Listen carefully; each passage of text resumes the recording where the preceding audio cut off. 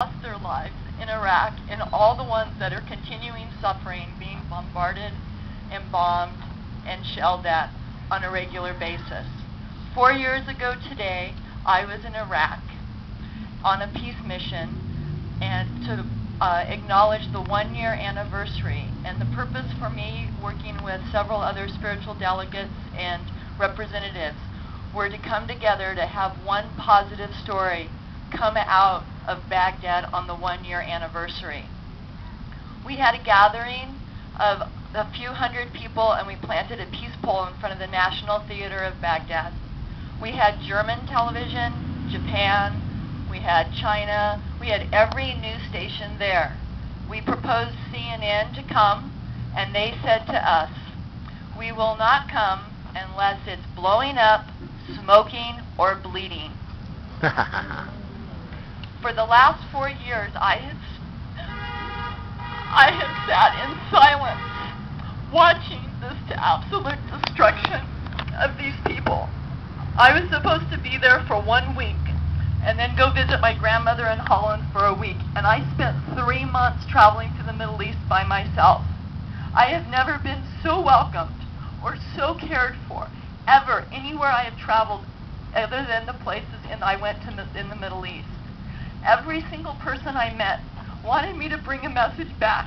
But when I came back, when I started the message, my own community that I lived in at the time basically ostracized me for speaking out because I was unpatriotic.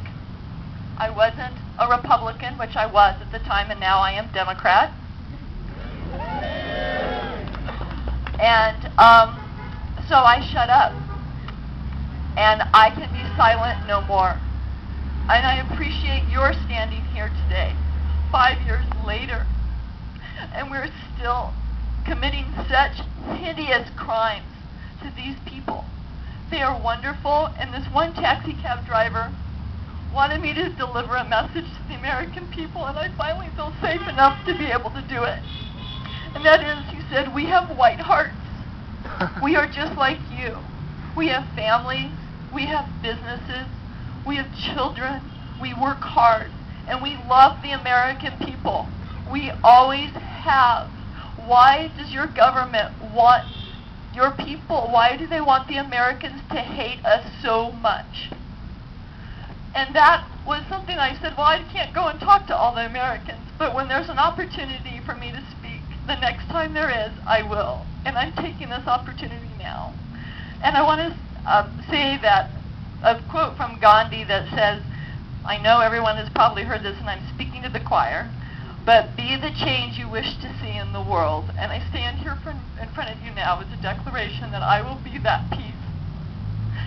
And James Fisher said, leadership is a special quality which enables people to stand up and pull the rest of us over the horizon. We have had a leader that had pulled us into a horizon of lies, deceit, and we need to dissent against that type of leadership. So I appreciate all of you here as representation. At least I hope you guys cheer at one point to show your commitment to standing for peace and actually upholding our leadership in this country right now accountable. We are independent, we are free thinkers, and we do not want a country that we have to be scared of walking the streets because we are afraid of terrorists. We were the terrorists in Iraq. We have actually committed multiple 9/11s on them. We suffered one, and the rest of the world came to our aid in our suffering and in our healing and coming together. And we have committed that over and over and over again to the Iraqi people. And it's now time for us to atone and apologize.